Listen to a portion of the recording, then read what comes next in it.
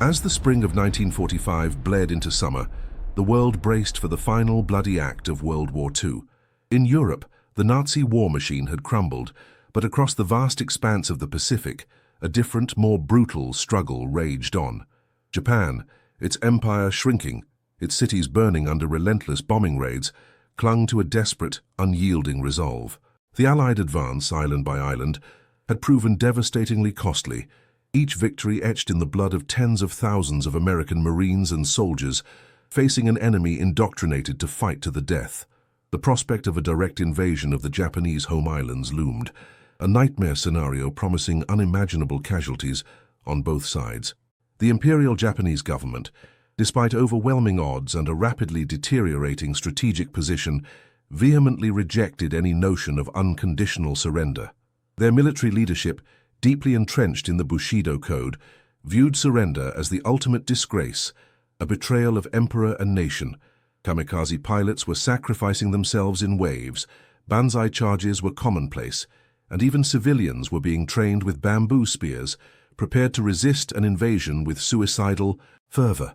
This fanatical determination, born from centuries of cultural pride and militaristic indoctrination, presented an almost insurmountable psychological barrier to peace, signaling that the war would continue until Japan was utterly destroyed, or until the Allies paid an unacceptable price in blood.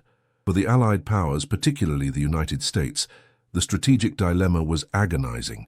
Victory was no longer a question of if, but how, and at what cost.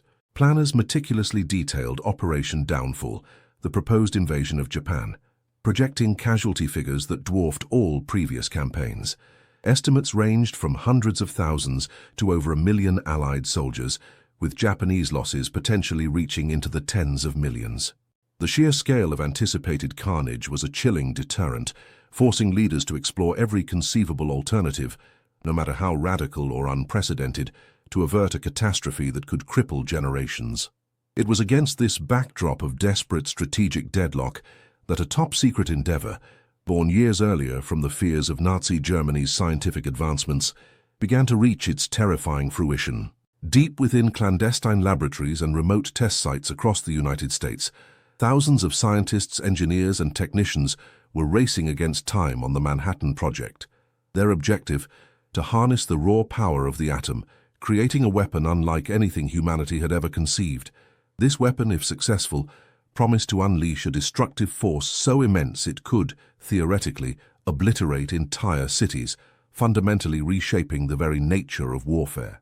The implications of such a device extended far beyond the immediate conflict. As the war in Europe concluded, the fragile alliance between the Western powers and the Soviet Union was already showing cracks, hinting at a new global ideological struggle.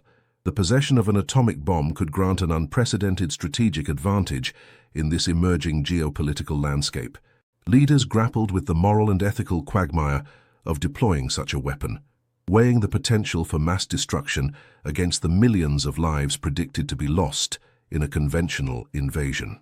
The world teetered on the brink, unaware that the seeds of a new era of warfare and of human history had already been sown in the crucible of scientific secrecy. The geopolitical chessboard of 1942 was fraught with peril, but beneath the surface, a far more terrifying game was being played.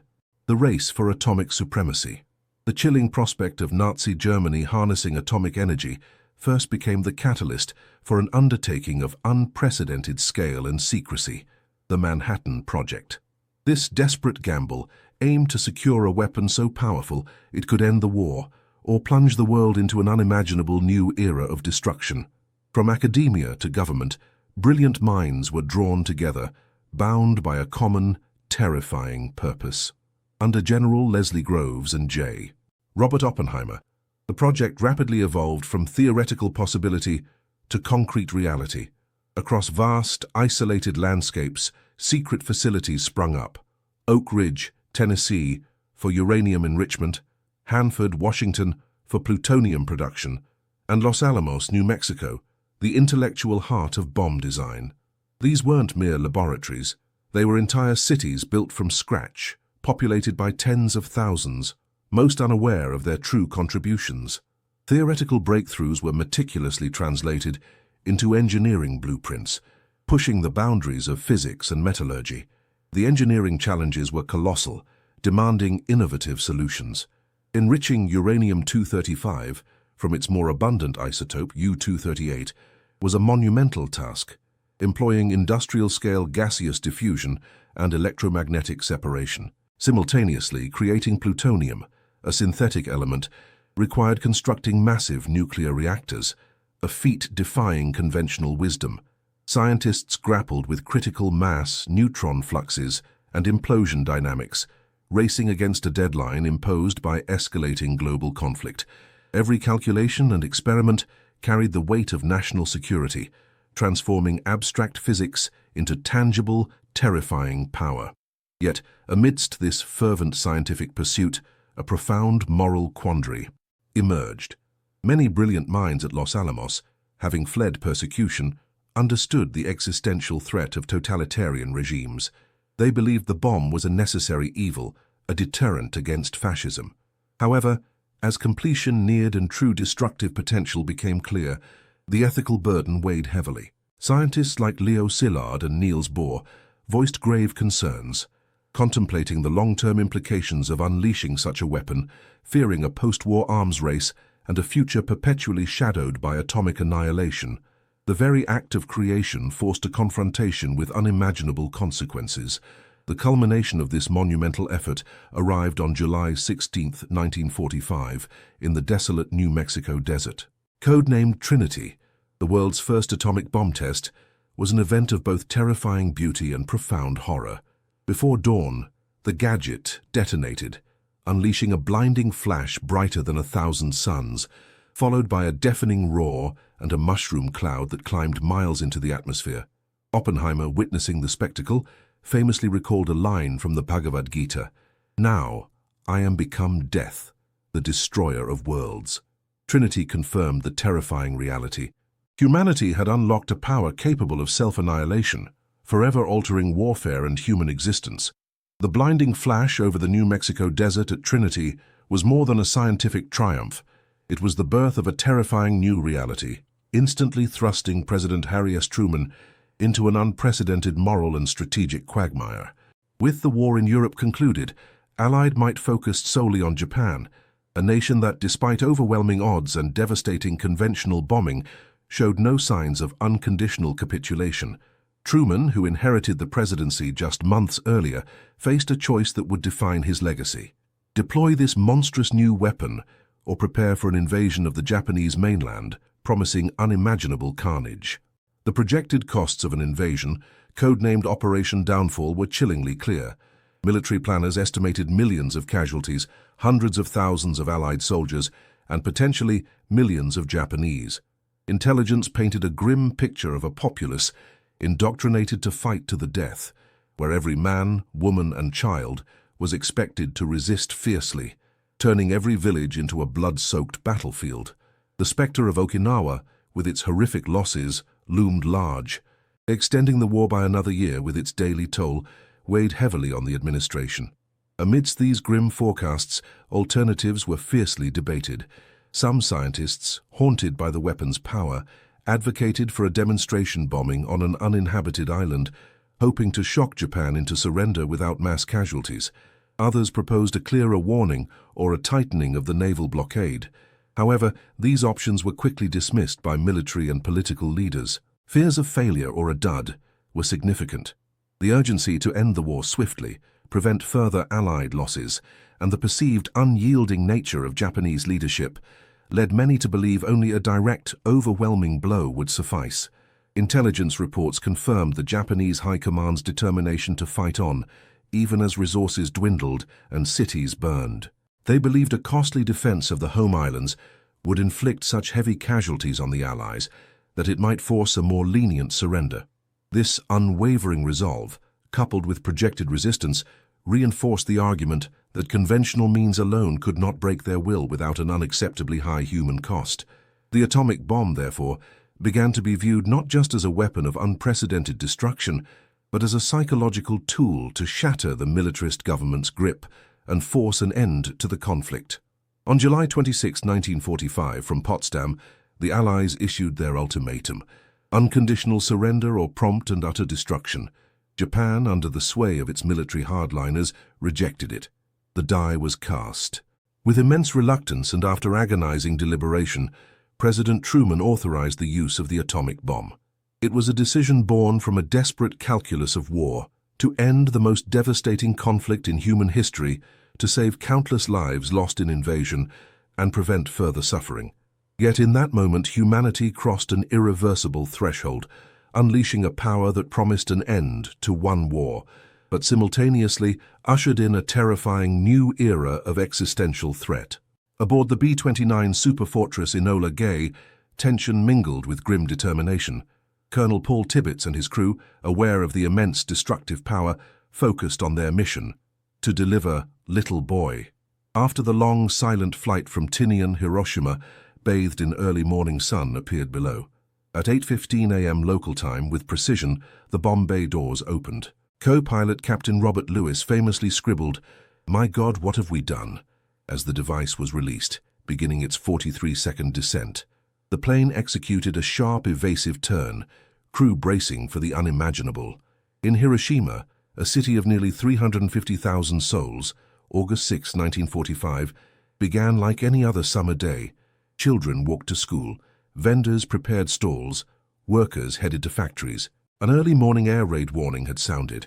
Then the all-clear siren followed, lulling the populace into a false sense of security. The sky was clear, the air warm and humid. People emerged from shelters, resuming routines, unaware that a single devastating moment was about to redefine their reality and the very concept of warfare. They looked up, perhaps at the lone B-29, but felt no immediate alarm. Then at precisely 8:16 a.m., a blinding flash of light erupted in the sky above Hiroshima. So intense survivors described it as brighter than 1,000 suns. It was an all-consuming white-blue inferno, an unearthly glow that seared retinas and cast impossibly sharp, fleeting shadows. For those directly exposed, it was the last thing they ever saw. Moments later, an immense fireball expanded rapidly, reaching temperatures hotter than the sun's surface. This initial, silent explosion was quickly followed by a monstrous shockwave, propagating outwards, a manifestation of unimaginable power. The shockwave tore through the city with brutal force. Wooden homes, businesses, and temples were instantly pulverized, flattened into dust and splinters. Concrete structures were stripped bare, their steel skeletons twisted into grotesque forms. Windows shattered miles away. Debris rained down indiscriminately. People caught in the open were vaporized or flung through the air. The immediate aftermath was a terrifying cacophony of collapsing buildings, screams, and rising firestorms. It was a scene of apocalyptic devastation, incomprehensible. If you're finding this deep dive into history compelling, please take a moment to hit the like button and share your thoughts in the comments below. Your engagement helps us bring more stories like this to light.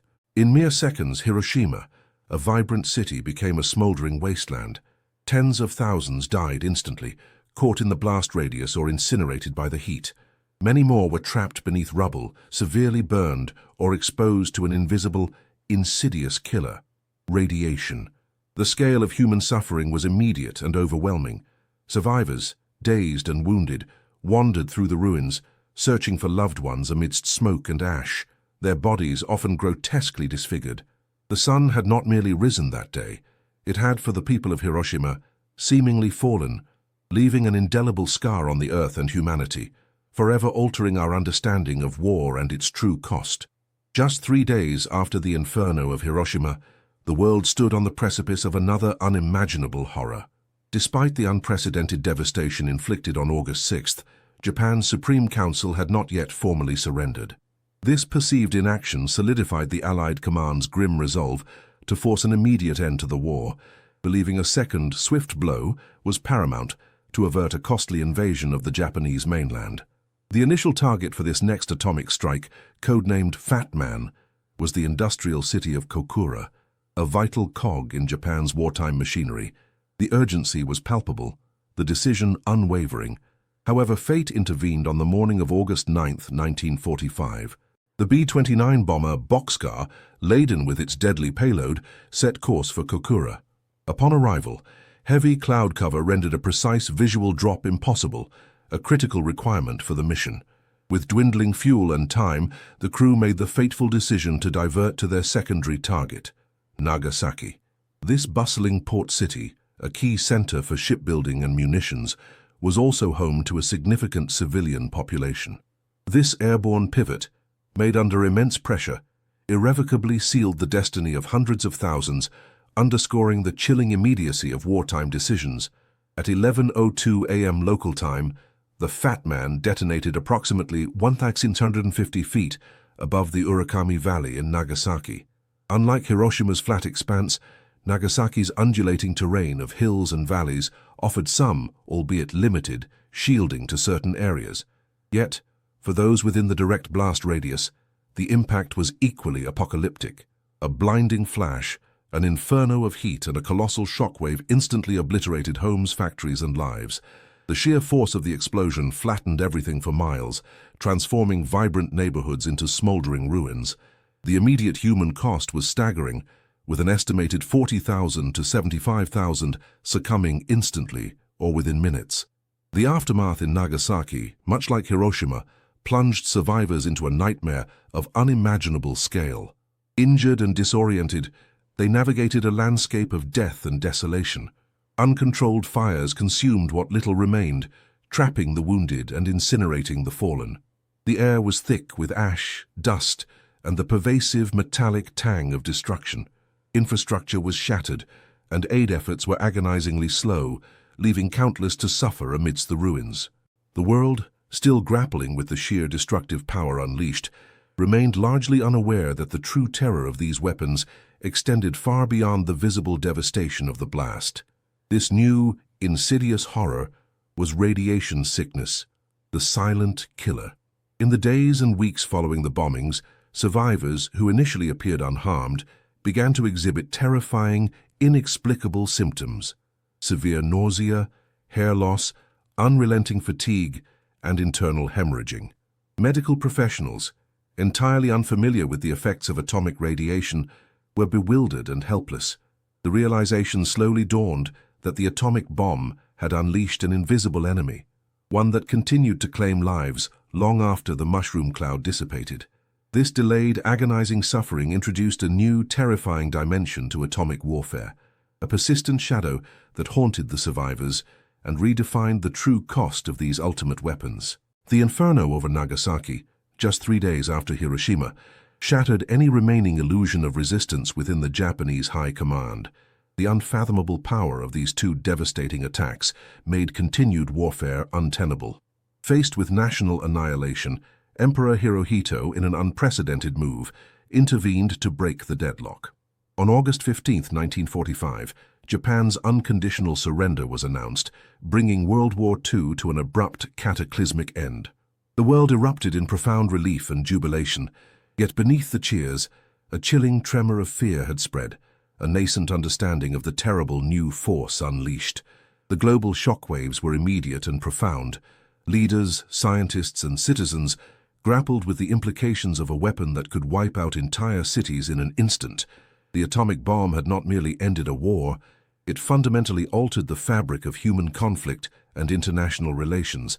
A new era of destructive capability dawned, forcing humanity to confront its own capacity for self-annihilation. The euphoria of peace was quickly tempered by the chilling realization the world had entered a precarious new age, where civilization's survival hinged on restraint and diplomacy. As the immediate dust settled, the true scale of devastation in Hiroshima and Nagasaki began to emerge. Initial fragmented reports struggled to convey the sheer magnitude. Urban landscapes were reduced to ash and rubble, buildings vaporized, infrastructure obliterated. What remained were ghost cities, silent monuments to a power beyond human comprehension. Aid workers and journalists venturing into the blast zones described unspeakable horror, a wasteland littered with the dead and dying, a stark testament to instant, total obliteration wrought by atomic fire. But the horror was not confined to the immediate blast. As medical teams struggled to tend to the wounded, a new insidious enemy manifested. Victims initially appearing unharmed exhibited strange, terrifying symptoms: hair loss, bleeding gums, severe fatigue, a rapid, agonizing decline. This was radiation sickness, a phenomenon previously unknown to medical science. The invisible poisons from atomic fission silently ravaged human bodies, corrupting cells, slowly extinguishing life, adding prolonged, agonizing suffering to the already unimaginable. Tragedy. The world had irrevocably changed. The atomic bombings of Hiroshima and Nagasaki not only marked World War II's end, but also heralded the dawn of the nuclear age, forever reshaping global politics, military strategy, and collective human consciousness. Humanity had crossed a Rubicon, unleashing a power that promised both unimaginable energy and ultimate destruction. The scarred earth of Japan served as a permanent, grim reminder of this new reality, a potent symbol of the unprecedented power humanity now wielded and the urgent, terrifying responsibility accompanying it. The echoes of those explosions would resonate through generations, a constant warning of the thin line between progress and oblivion. The ashes of Hiroshima and Nagasaki settled, but their shadows stretched far beyond the immediate aftermath, casting a permanent pall over humanity's future. The very act of unleashing such power didn't just end a war, it irrevocably changed the nature of conflict itself. Almost instantly, the world plunged into an unprecedented arms race, a desperate scramble by nations to acquire and develop their own atomic arsenals. The United States' momentary monopoly on this devastating technology quickly evaporated as the Soviet Union, and soon others poured immense resources into replicating and surpassing the destructive capabilities witnessed in Japan. This wasn't merely about defense, it was about global dominance, a terrifying new currency of power measured in megatons. This terrifying proliferation directly fueled the escalating tensions of the Cold War, transforming geopolitical strategy into a delicate, often terrifying dance on the precipice of global annihilation. The doctrine of mutually assured destruction, or MAD, became a grim reality, where the threat of retaliation with nuclear weapons was the only deterrent against their first use. Generations grew up under the constant, palpable fear of a 4-minute warning, a world where a single miscalculation or act of aggression could trigger an irreversible cascade of atomic fire. The once unimaginable horror of Hiroshima and Nagasaki now loomed as a potential global fate, an ever-present sword of Damocles hanging over every continent, every city, every life. Yet from this profound fear emerged a powerful, global movement for nuclear disarmament, a collective conscience refusing to accept such an apocalyptic future as inevitable.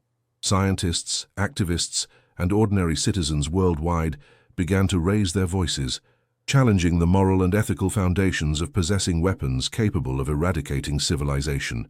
Debates raged over the very concept of deterrence, questioning whether any strategic advantage could ever justify the inherent risk of human extinction.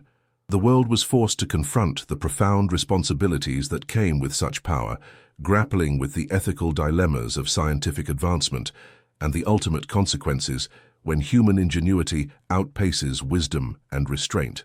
Amidst these global machinations and philosophical quandaries, the imperative to remember the human cost, the unimaginable suffering of the hibakusha, the survivors, remained paramount. Their scarred bodies, their enduring illnesses, and their poignant testimonies served as a constant, visceral reminder of the true price of atomic warfare. These were not mere statistics. They were lives irrevocably shattered, families torn apart, communities vaporized. The long-term effects of radiation sickness, the genetic mutations and the psychological trauma continued to ripple through generations, a silent, persistent echo of the bomb's detonation. Remembering their stories is not just an act of historical preservation, but a solemn vow to prevent such atrocities from ever recurring. Ultimately, Hiroshima and Nagasaki forced humanity to confront its own capacity for both destruction and resilience, imparting lessons that resonate with chilling clarity even today. The nature of warfare was forever altered. The concept of total war now carried an entirely new existential meaning. It underscored the immense responsibilities that accompany great power and the catastrophic consequences when that power is wielded without absolute moral clarity and profound foresight. More than anything, these events underscored the critical, unwavering importance of striving for peace, not as an idealistic dream, but as an urgent, pragmatic necessity for survival. In a world forever scarred by the atomic age, the pursuit of understanding, diplomacy, and disarmament remains our most vital collective endeavor, ensuring that the shadows of 1945 never again engulf the dawn.